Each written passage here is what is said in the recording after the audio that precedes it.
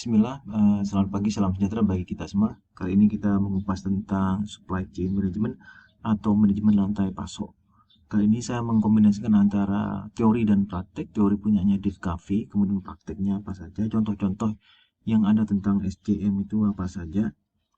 Nah, kalau kita lihat dari Dave Covey, dari bukunya tentang di chapter 6 tentang SCM, kemudian bagaimana perubahan dari SCM yang lama, penggunaan di beberapa perusahaan besar tentang SCM itu untuk misalnya kemudian ada permasalahan-permasalahan yang ada selama di SCM itu tentang misalnya high cost dari inventory, kemudian tentang time yang reduce time, kemudian bagaimana memberikan pelayanan yang lebih cepat, ketersediaan barang yang lebih cepat. Nanti kaitannya dengan marketing 5.0 juga tentang peer-to-peer distribution atau communal activation.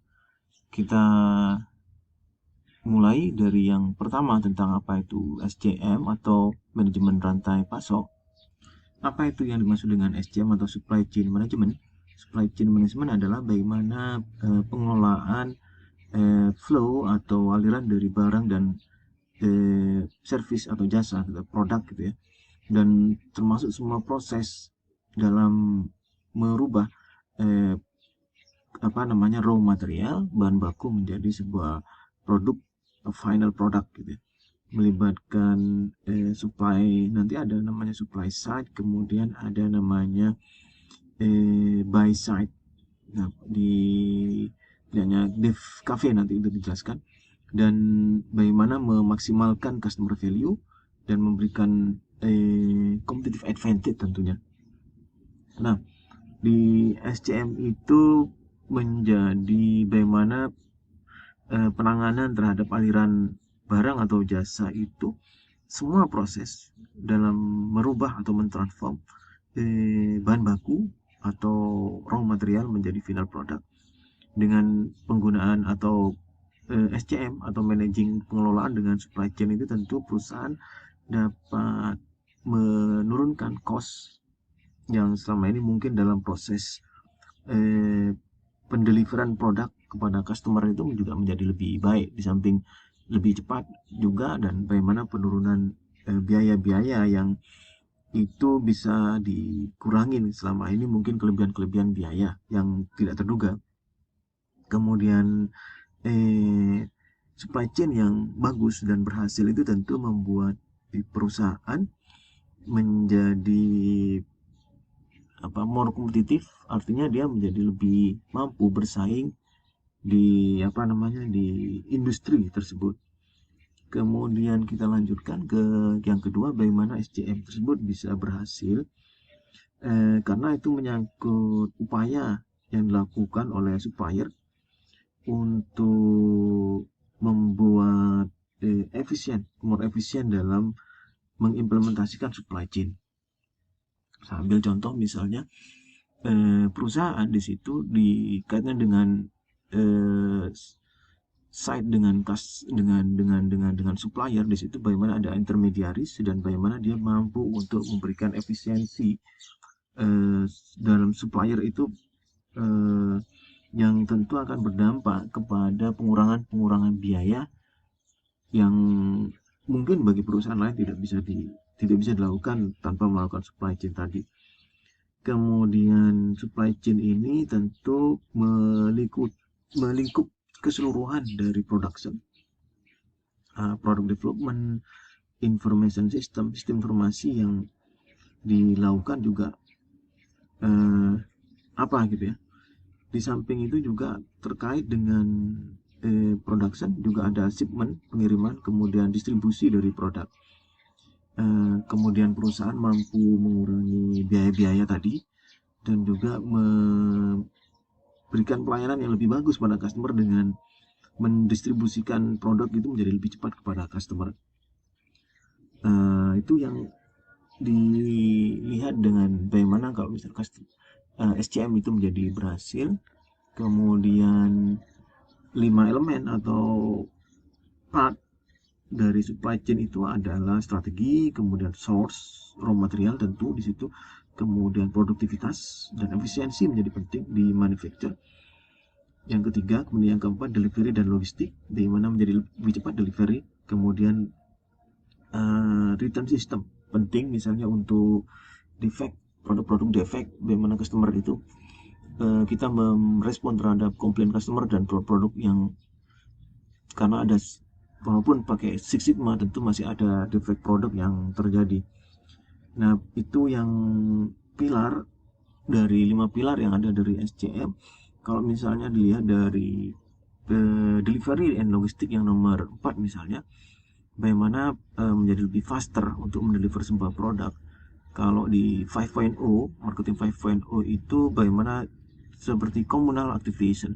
Jadi saya ambil contoh misalnya untuk Airbnb, kemudian Grab misalnya dan sebagainya, platform-platform digital tersebut yang sebetulnya tidak memiliki aset, namun karena penggunaan teknologi digital dia mampu ada di manapun kita butuh, misalnya untuk hotel misalnya, atau untuk transportasi misalnya dengan penggunaan Grab, dengan penggunaan misalnya yang hadir di semuanya, walaupun tidak punya aset tapi dia punya platform yang instantly hadir di kebutuhan masyarakat dimanapun dan kapanpun. Nah, kenapa SCM menjadi penting? Kalau kita lihat memang bagaimana perusahaan itu tetap menjadi memiliki daya saing, kemudian produktivitas, di samping improvement, efisiensi improvement, di samping juga bagaimana membuat perusahaan itu menjadi lebih responsif terhadap perubahan. Kalau kita lihat di marketing 5.0, produk PLC yang menjadi lebih singkat, kemudian tren yang semakin lebih cepat berubah, uh, changing trend itu lebih fast, menjadi cepat gitu ya tren. Misalnya di short video TikTok misalnya ada tren seperti ini, kemudian minggu depan sudah berubah lagi tren seperti ini. Kemudian yang kelima, kita lihat tentang perbedaan SCM dengan supply chain. Nah, itu kalau kita lihat supply chain itu hanya mendeliver saja, mendeliver raw material saja dari supplier untuk manufacture, dan berhenti di bagaimana mendeliver finish good or service itu pada customer. Nah, di situ tentu network saja atau jaringan saja, apakah individu, apakah pihak resources supplier misalnya ya. Kemudian kita ambil contoh untuk SCM adalah penggunaan di betapa pentingnya SCM untuk bisnis seperti Wall Green Booth Alien. Jadi dia bagaimana mentransform supply chain-nya 2016, kemudian karena dia salah satu perusahaan terbesar untuk supply chain di farmasi di US, dan tentu untuk efisiensi dan bagaimana dia itu menjadi cepat memahami terhadap perubahan-perubahan dari Walgreen itu, kemudian menggunakan mengimplementasikan tentang SCM. Kenapa dia menggunakan analitik data, big data analitik untuk forecast customer purchase behavior. Nah, itu menjadi penting. Saya ambil contoh misal, kenapa bisa kita memahami lebih jauh lagi terhadap customer dengan penggunaan big data analytic pakai Oracle misalnya. Kita tahu misalnya pattern atau pola behavior, di samping juga tren misalnya. Kalau sambil contoh di konsumsi misalnya pengguna mobil atau sepeda motor, kapan dia waktu untuk membeli ban baru misalnya untuk mobil. Nah, dengan pemahaman yang lebih jauh terhadap customer, dia akan tahu kapan seseorang, misalnya saya, untuk membeli ban lagi gitu. Kenapa bisa? Kalau dulu tentu agak susah karena belum adanya big data. Sekarang dengan big data, pemanfaatan sosmed, kemudian WhatsApp dan lain sebagainya itu untuk memahami betul terhadap kebutuhan real time, prefer, kemudian jangka waktu kita untuk mengkonsumsi sebuah produk itu, kita lebih, perusahaan bisa dapat menganalisa dan lebih tepat memahami lebih jauh lagi terhadap customer itu, misalnya kapan waktunya saya misalnya untuk membeli ban mobil. Nah, itu bisa dilihat dari posting dari sosial media data, atau juga dari data sebelumnya pada waktu kapan saya membeli terakhir untuk ban, kemudian dalam average pemakaian ban itu misalnya 2,5 tahun, kemudian berarti di bulan ini atau bulan Oktober saya harus untuk membeli ban yang baru lagi. Pemahaman itu yang penting untuk penyediaan produk yang dibutuhkan pada customer itu menjadi lebih baik. Ada fluktuatif demand, itu penyesuaian terhadap fluktuatif demand itu menjadi lebih lebih tahu lagi yang selama ini inventory itu menjadi cost-nya lebih besar, menjadi lebih kecil. Misal saya ambil contoh pada bulan depan ada tambahan pembelian ban misalnya di Surabaya atau di Bangkalan misalnya, maka tentu retail atau penyedia toko untuk penyedia ban itu bisa menyetoknya lebih banyak. Kemudian sebaliknya, kalau misalnya ada pengurangan bulan depannya lagi ada fluktuatif pengurangan pemakaian ban, maka tentu penurunan pembelian ban itu diikuti dengan penurunan jumlah stok. Nah, itu tentu menjadi pengurangan biaya untuk inventory. Nah, itu salah satu peran penting yang nomor 4 dari SCM itu, di samping juga nantinya eh, memang kalau kita lihat problem-problem yang ada di compare dari teori yang ada, kita lihat teorinya. Kalau kita lihat dari bukunya, dari bukunya di Cafe tentang permasalahan-permasalahan yang ada di selama ini tentang SCM itu, jadi bagaimana untuk pengurangan biaya dari manufacturing dan distribusi produk itu agar tetap kompetitif. Nah, itu tentu yang menjadi isu yang paling banyak, dan tentu bagaimana penggunaan digital teknologi. Nanti ada kita kupas tentang SaaS atau SaaS, itu adalah untuk mengurangi biaya cost dalam problem untuk SCM. Jadi reduce inventory, dan itu kemudian memahami lebih baik lagi terhadap perubahan atau fluktuatif daripada demand, kemudian reduce time untuk untuk supply chain itu, supplier misalnya.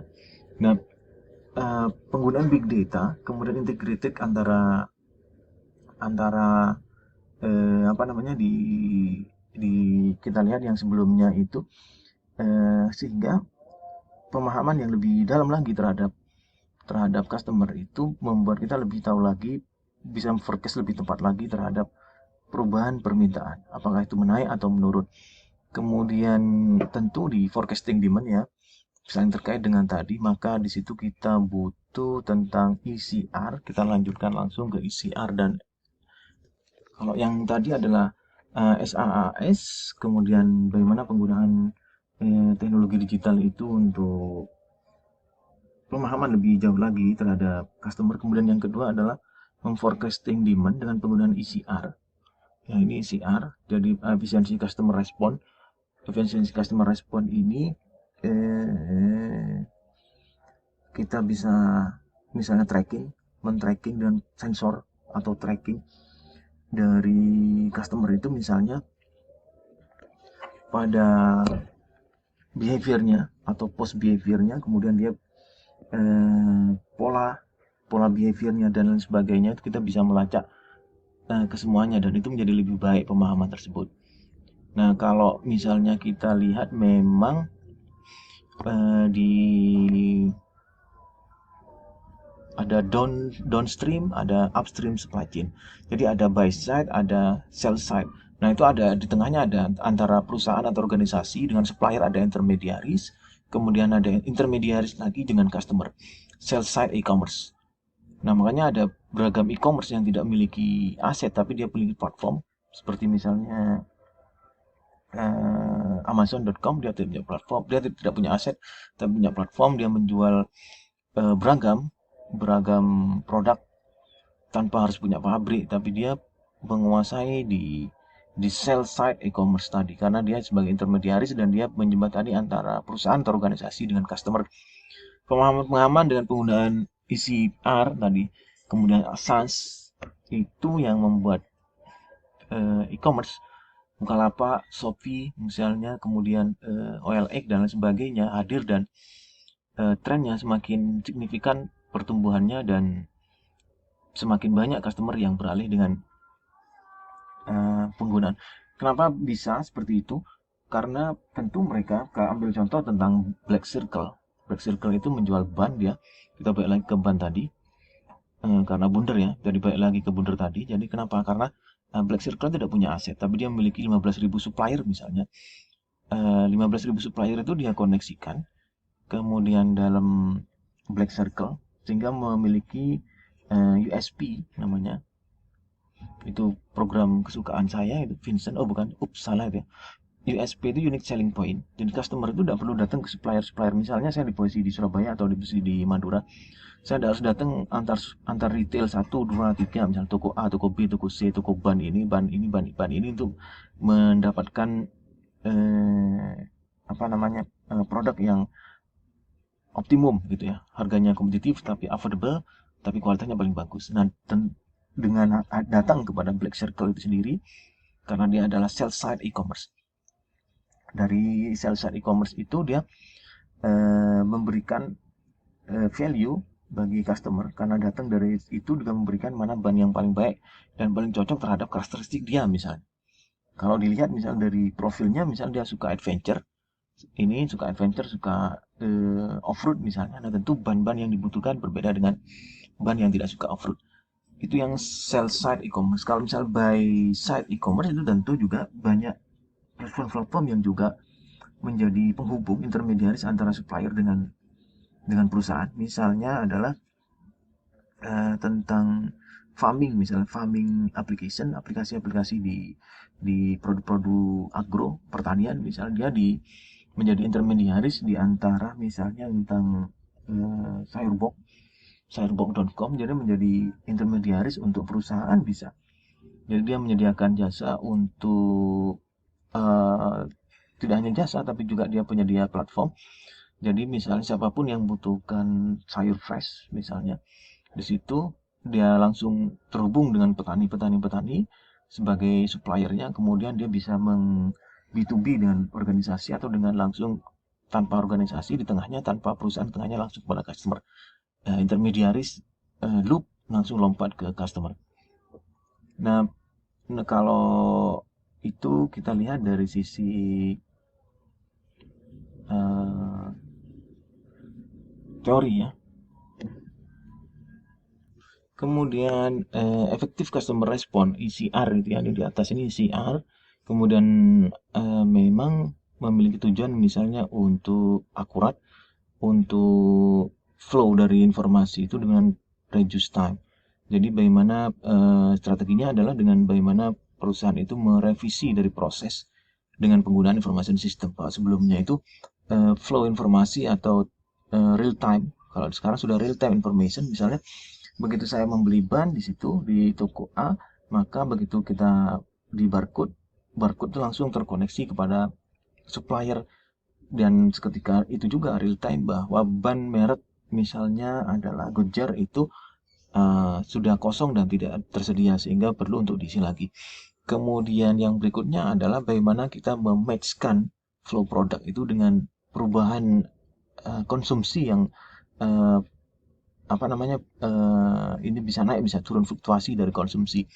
Di misalnya musim tahun ajaran baru, misalnya banyak wali murid yang membeli seragam di samping juga membeli buku. Nah tentu bagaimana penyediaan kebutuhan-kebutuhan tersebut yang masif dan ada di retail-retail yang memang bergerak di bidang tersebut. Nah, kemudian selanjutnya adalah memaksimalkan space dari toko itu sendiri. Bagaimana memaksimalkan menjadi penting, tentu kaitan dengan efisiensi store. Jadi di inventory-nya tidak terlalu banyak barang yang memang tidak dibutuhkan. Misalnya barang tersebut laku 1 tahun lagi tapi disimpan di situ sampai 1 tahun lagi, misalnya untuk produk-produk apalagi yang risky gitu ya, seperti consumer good, misal beras dan lain sebagainya.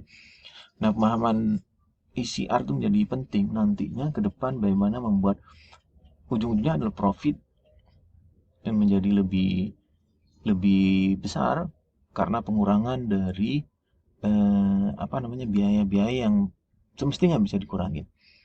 Kemudian tentu SCM itu kaitannya tentang forecast, kemudian inventory, order, billing, dan itu sudah ada di ERP. Namun kedepannya bagaimana penggunaan data, kemudian nanti terkait dengan SOE, Service Oriented Architecture. Jadi bagaimana membuat fleksibilitas waktu, kemudian penyediaan manajemen yang lebih baik, dengan proses yang lebih jelas lagi di antara flow informasi produk dan jasa itu menjadi lebih jelas karena semuanya sudah dalam integrasi dengan sebuah digital atau information system, dan tentu membuat perusahaan itu menjadi lebih baik. Saya ambil contoh misalnya VMI, Vendor Manage Inventory, jadi bagaimana supplier itu menjadi lebih responsif terhadap perubahan demand. Nah, selama ini supplier tentu tergantung kepada perusahaan atau kepada organization yang di tengah tadi. Baru kalau misalnya permintaan banyak, habis stok habis, misalnya stok di Alfamart misalnya kebutuhan untuk saver, misalnya untuk Gillette saver misalnya habis, itu dia melaporkan ke supplier. Dengan VMI itu bagaimana supplier menjadi responsif dengan cara electronic supply chain dan procurement management. Itu konsep dari yang diada dengan VMI. Jadi electronic supply chain dan procurement management itu akhirnya begitu saya misal memberi Gillette di kasir Alfamart atau Indomart, begitu klik, begitu saya bayar, langsung terhubung dengan vendor atau supplier yang menyatakan bahwa Gillette di Indomart misalnya ditelang misalnya sudah stoknya sudah habis dan butuh cepat disediakan. Nah, tentu itu pemaksimalan dan pengefisien terhadap inventory atau space di Indomart dalam tokonya dan Alfamart tentu akan meningkatkan profit, di samping juga membuat pemahaman yang lebih baik tentu terhadap tracking order dari customer. Jadi begitu saya membeli, di tracking dengan cara sensor, dengan cara AI dan sebagainya, pixel juga ada, men-tracking customer dengan cara big data analytic tadi pakai Oracle misalnya, sehingga misalnya saya 1 bulan sekali beli beli saver Gillette. Nah, tentu dia sudah memahami betul bahwa pada bulan berikutnya ada sekian unit lagi yang akan terbeli. Makasih.